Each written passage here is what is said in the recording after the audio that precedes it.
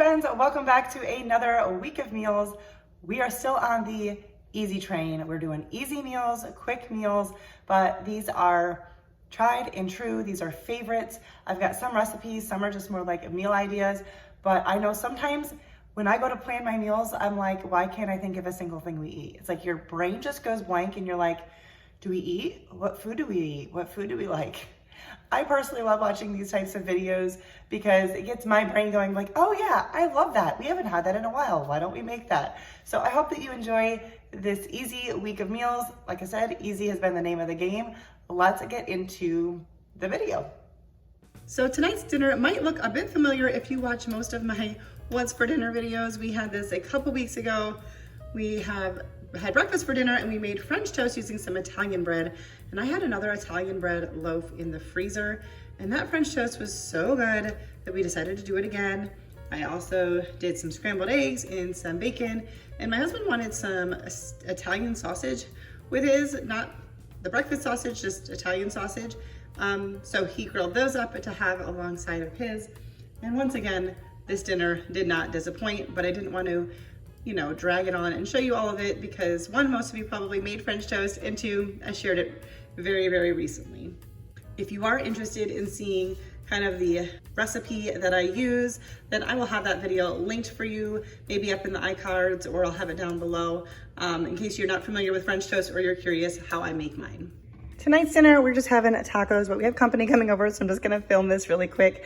I cooked up some taco meat earlier, just have it in a crock pot. Got our toppings over here: lettuce, cheese, some black beans, some rotel, some plain tomatoes, onions, sour cream, and we've also got some taco sauce, guacamole, and then our guests are bringing chips and salsa. And then I did also make this beautiful fruit salad, which I'm really looking forward to. So that's our dinner for tonight.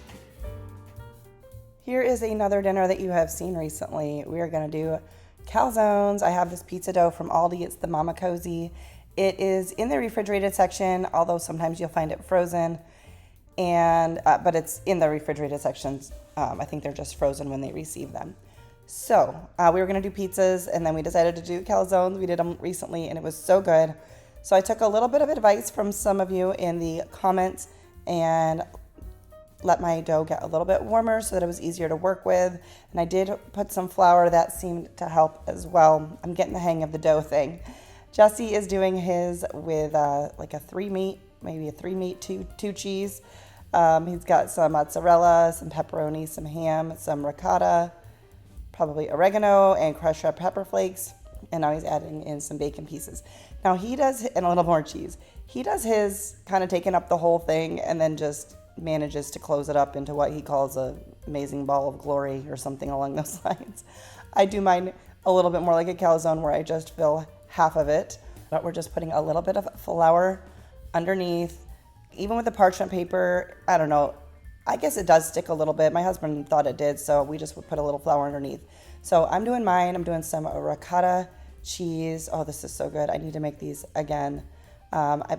Putting some bacon pieces in. Real bacon, like fresh cooked bacon would be great, but if you just push that in, it kind of like sticks to the cheese.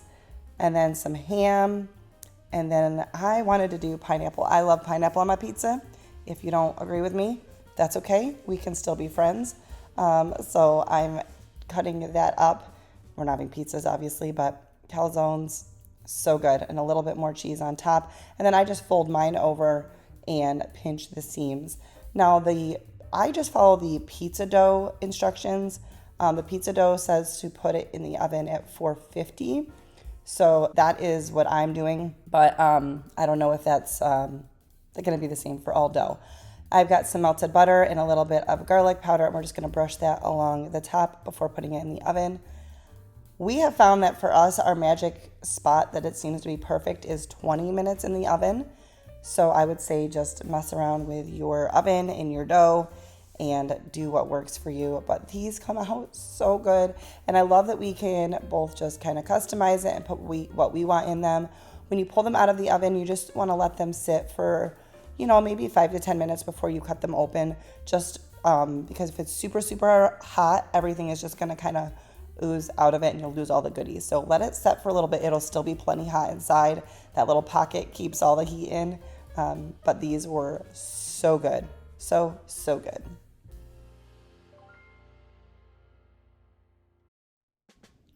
This is a meal that is tried and true that we've made many, many times, but it's been a while since we've made it, and it's been a while since I've shared it with you. This is beef ramen stir fry. I will have this, the original recipe linked down in the comments, and I'll tell you kind of some of the adjustments that I make. So I'm just cooking up a pound of ground beef, and then I just added in some onion, just whatever I had chopped up. I don't think onions are in the recipe, but it goes really good. So we're just gonna cook that. I like my onions nice and tender, so I put it in while the meat was still cooking, or you could just add them in at the end here if you just want them cooked for a second. Now I'm just adding in a couple cloves of garlic, and we're just going to let that cook for just a minute. Now the recipe I think only calls for, I could be wrong, for carrots, but I like to do broccoli and carrots. I feel like it just goes well with this dish.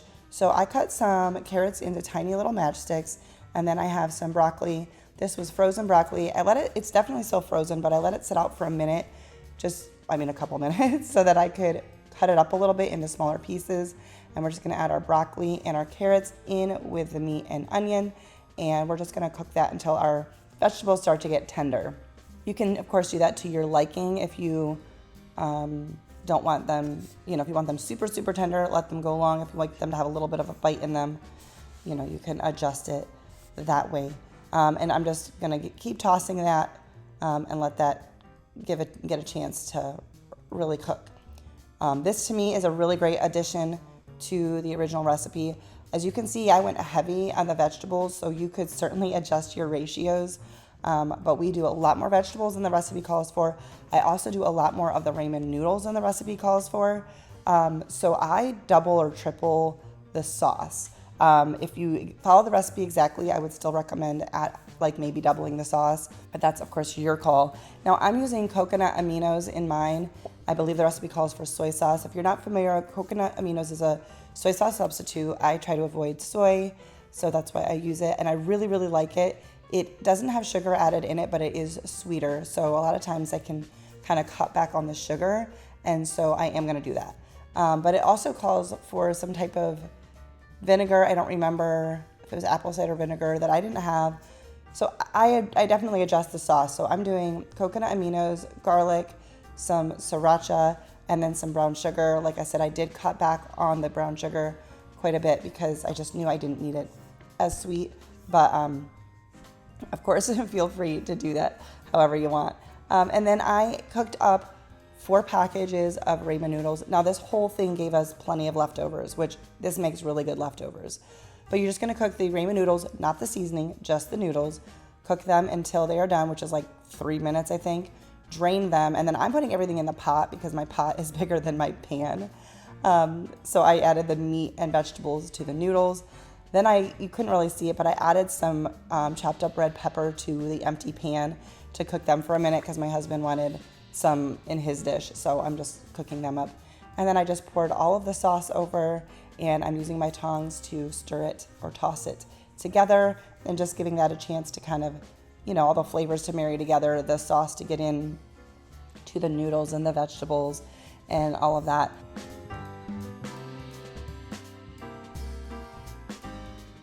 You're gonna see here what my husband adds to his. My husband looks prettier than mine. He added in some cashews, some water chestnuts, and the red peppers, and here's mine. But either way you do it, it's amazing. That's it for today's video, but I want to hear from you guys. Down in the comments, let me know a couple of your favorite go-to meals when you're not sure what to make, or just something that your family absolutely loves. Let me know down in the comments. Let's help each other out coming up with meal ideas, because for some reason, sometimes it's just a struggle. If you like this video, please give it a thumbs up. That helps me out so very much. If you're new, I hope that you choose to stick around by subscribing so that you make sure you're notified the next time I post a video. Thank you guys so much for watching. Have a great rest of your week, and I'll see you next time.